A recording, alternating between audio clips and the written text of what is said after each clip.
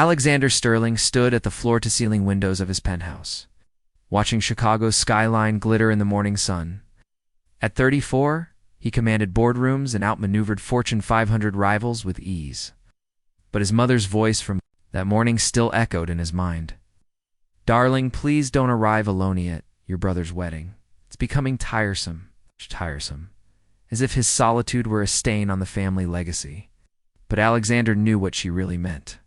Victoria Langston would be there, his polished ex-fiancée who had left behind a trail of betrayal so perfectly executed it could have won an award. Eleanor Sterling would be watching, hoping for a reunion that would never come. A knock interrupted. His thoughts, Sarah, his assistant, entered with 2 folders. "You didn't like the actresses?" she said, nodding toward the first folder filled with professional headshots. "I need someone real," Alexander muttered.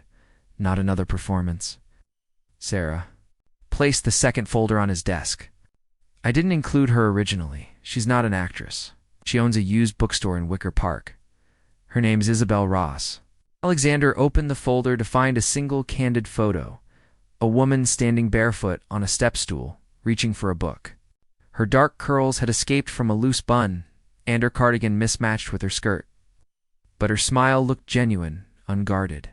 "She's not polished," Sarah continued, "but she's real, and she needs the money. Her bookstore is struggling." Something in Alexander's chest shifted, set it up. The next morning, Isabelle stepped into his penthouse wearing a simple yellow dress and carrying a worn leather satchel. No designer clothes, no calculated moves. She looked at him directly, not past him or through him, but at him. "Mr. Sterling." Her voice was gentle but steady. "Thank you for coming." He cleared his throat.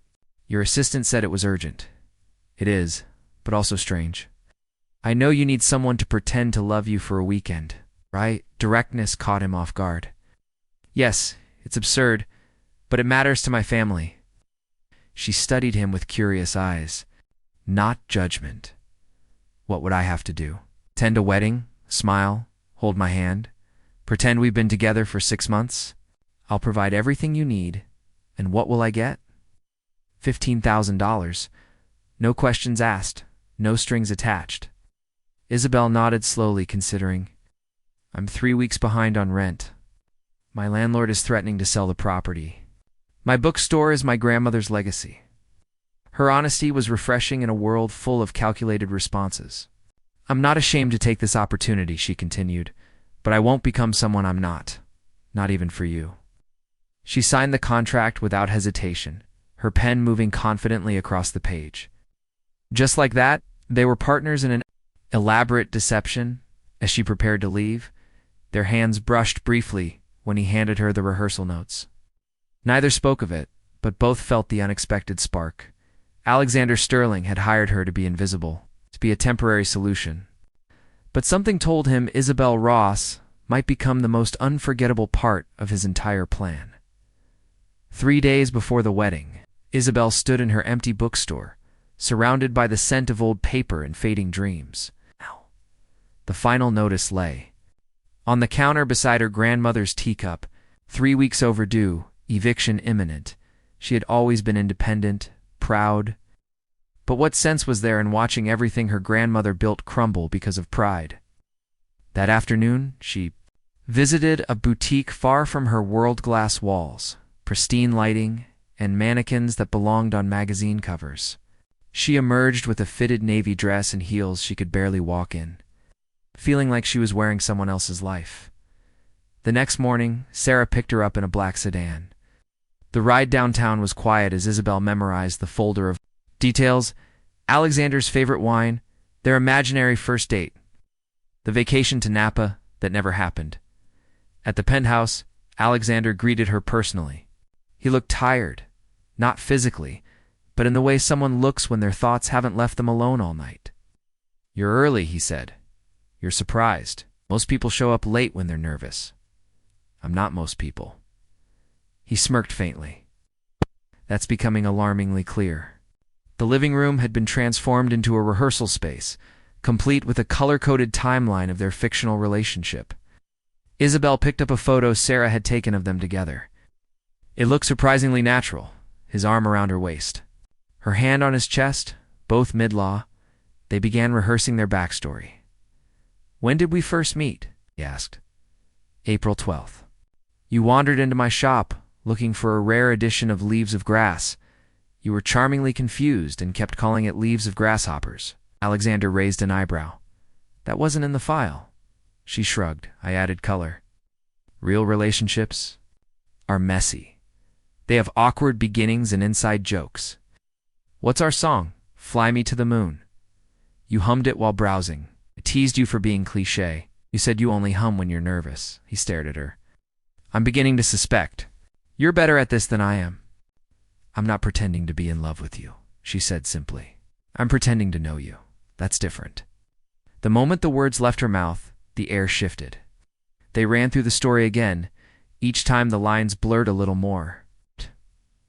He reached for her hand to demonstrate a gesture for his mother. His thumb brushed along her knuckles.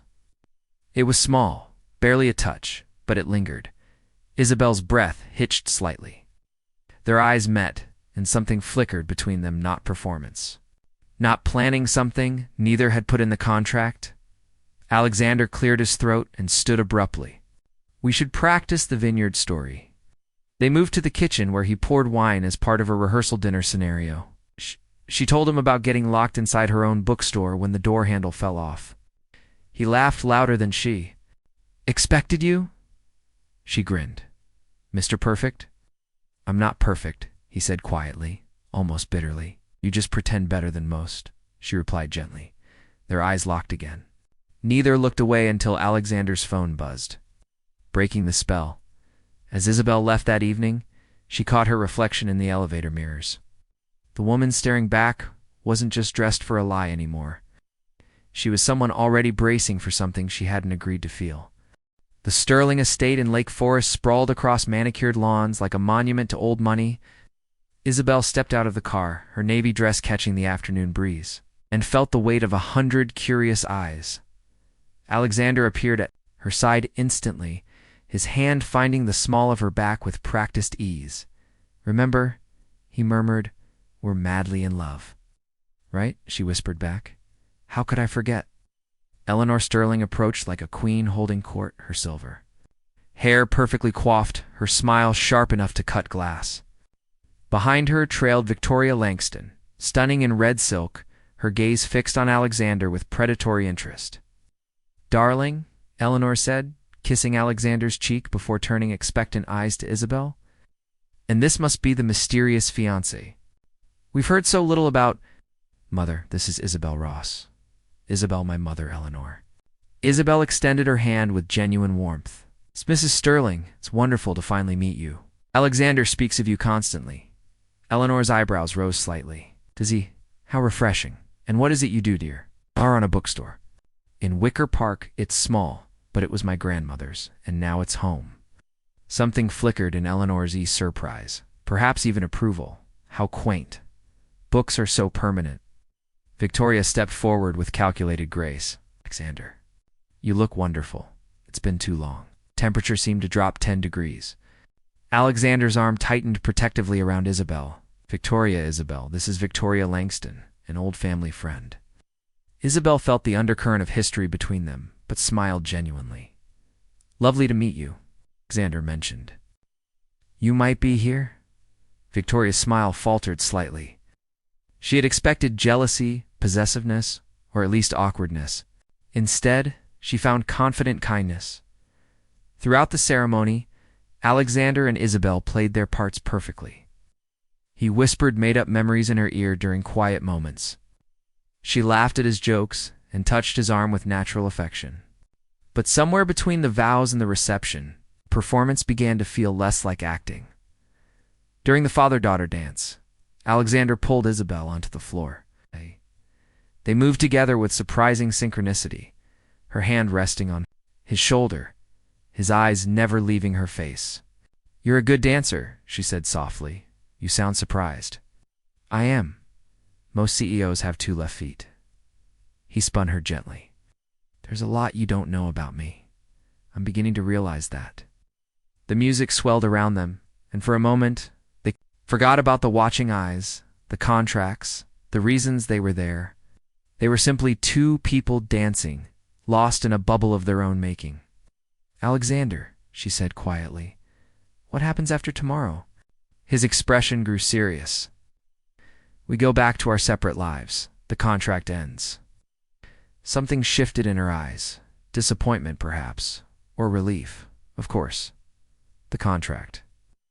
Later, as they said goodnight at their adjoining hotel rooms, Alexander hesitated at his door.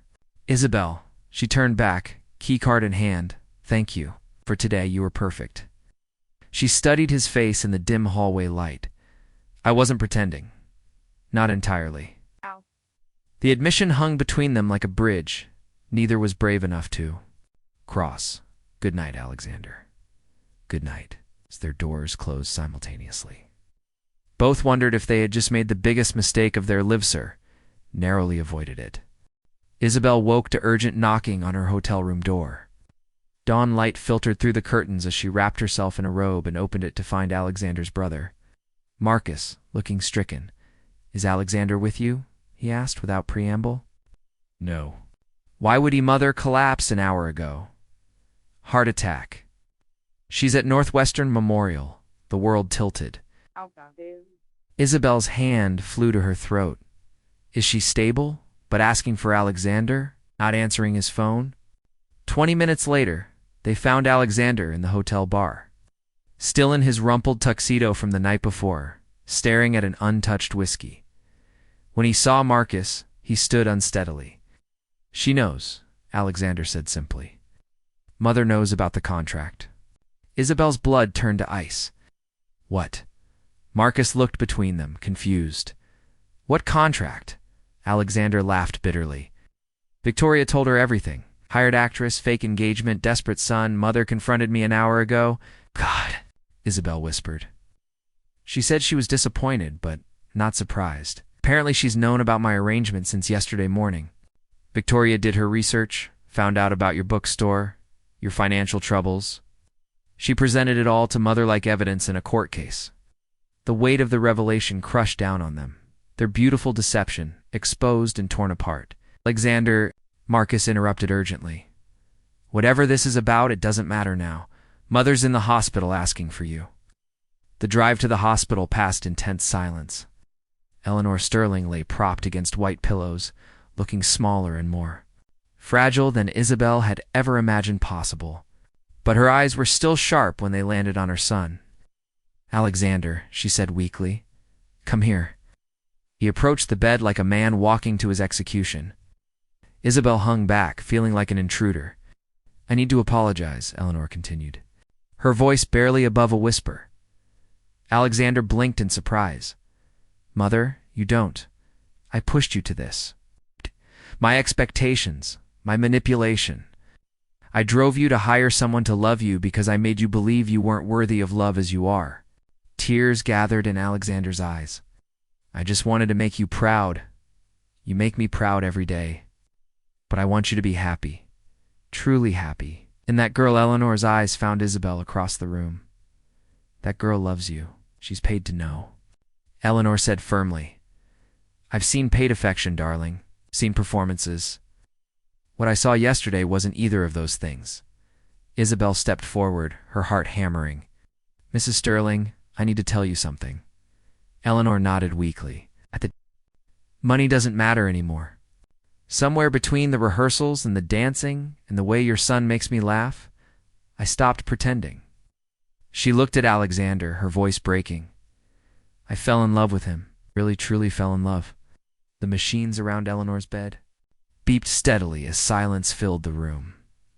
Alexander stared at Isabelle as if seeing her for the first time. "You mean that?" "I mean it, and I know it's not what we agreed to, and I know it breaks the contract. But I can't pretend anymore that my feelings are fake." Eleanor smiled weakly. "Alexander, you foolish boy. Can't you see she's the best thing that's ever happened to you?" Alexander crossed the room in 3 quick strides, cupped Isabelle's face in his hands and kissed her with all the pent-up longing of the past few days. It was desperate and gentle and real. Nothing like the rehearsed touches they had practiced. When they finally broke apart, Eleanor was watching with tears in her eyes. "Much better," she whispered. Now that looked authentic. Despite everything, they all laughed. And in that sterile hospital room, surrounded by the chaos of secrets revealed and hearts exposed, something true and beautiful finally had room to breathe. 6 months later, Alexander stood in the doorway of Ross's Books, watching. Isabelle arranged a display of new releases. Sunlight streamed through the front windows, illuminating the dust motes that danced around her like fairy magic. The bookstore had been transformed. Fresh paint brightened the walls. New shelving displayed the books more attractively, and a small cafe area in the back corner drew a steady stream of customers. But the soul of the place remained unchanged, warm, welcoming, alive with stories. "You're staring," Isabelle said, without looking up, though he could see her smile. "Can you blame me? You're quite a sight when you're concentrating." His breath still caught at the way her eyes lit up when she saw him. 6 months of this, and he wasn't used to being looked at like that, like he was someone worth coming home to. "How was the board meeting?" she asked, moving into his arms. "Profitable." "Boring, the usual." He kissed her forehead.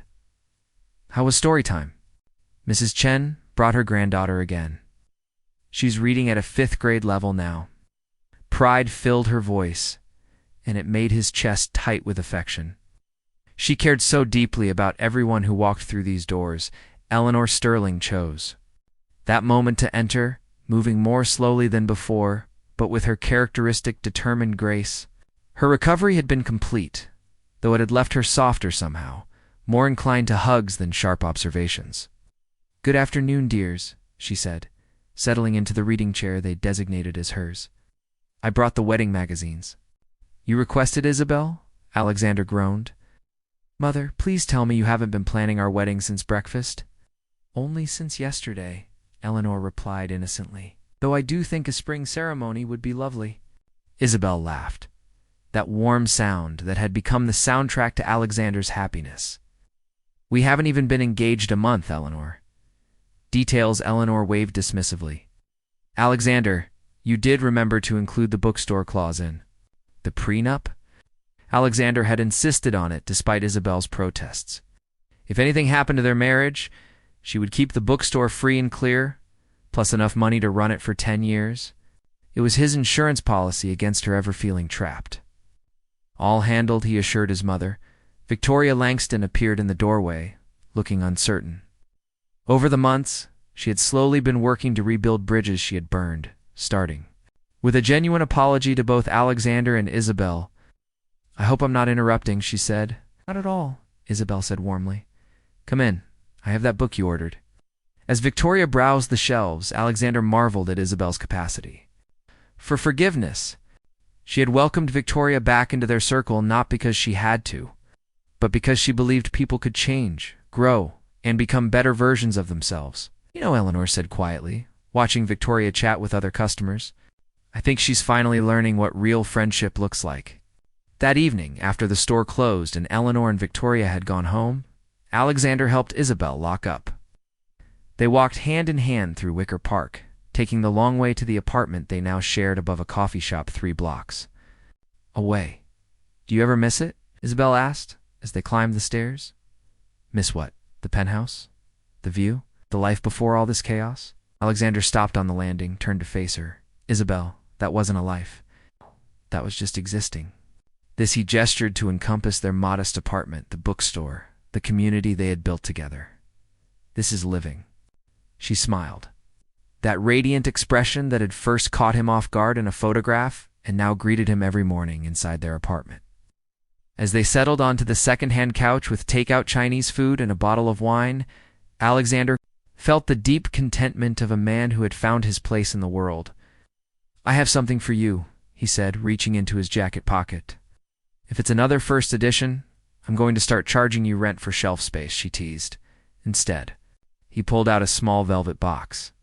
Not the ring box that proposal had happened 2 weeks ago on the bookstore's front stoop during the evening rush, completely unplanned and utterly perfect. This was different.